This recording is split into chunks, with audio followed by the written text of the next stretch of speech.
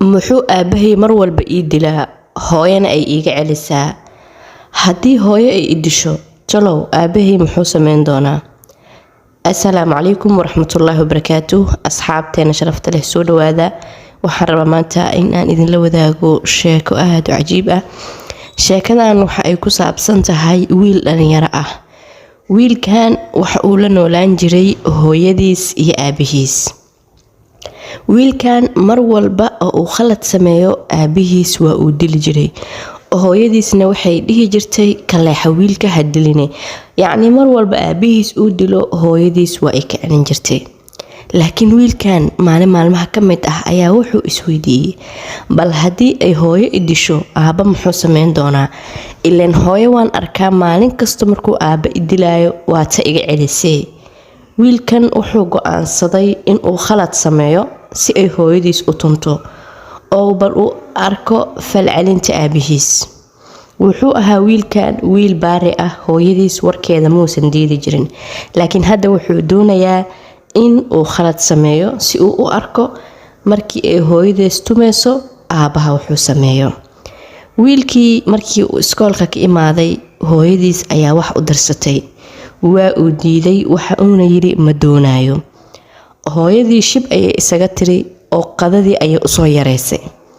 markii ay hooyadii qadada u yareysay wiilkii waa uu dhammaystay. waxa uuna yiri hooyo qada inaad iigu darto ayaan rabaa. waa ay ugu dartay qadadii oo hooyadii waa ay beer jilicday.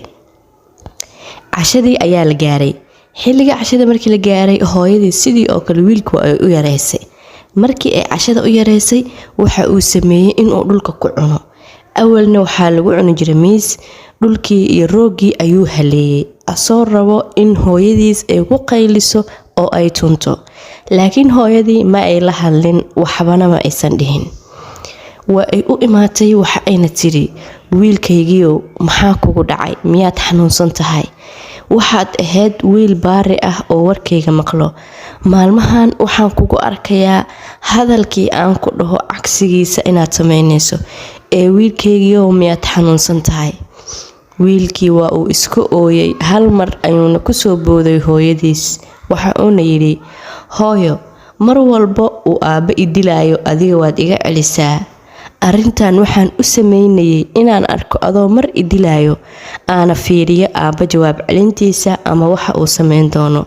laakiin hooyo, taa beddelkeeda adiga ayaaba ani iga sii walwalaayo oo waxaad u malaysay in aan xanuunsanahay. waxaan dareemay in aan arki doonin hooyaday oo maalin u dili doonto. sidaas ayuu wiilkii asoo iska oynaya hooyadiis ku raaligeliyey. hooyadu waa qaali oo ma ahan wax la helo. haddii ay ku nooshahay hooyada fadlan ilaasho oo ka duce. haddii aad halkan soo gaartayna fadlan qaybta hoose kommentiga kusoo qora saliga xabiibkeena maxamed. allahumma salli wasallim calaa nabiyina maxamed.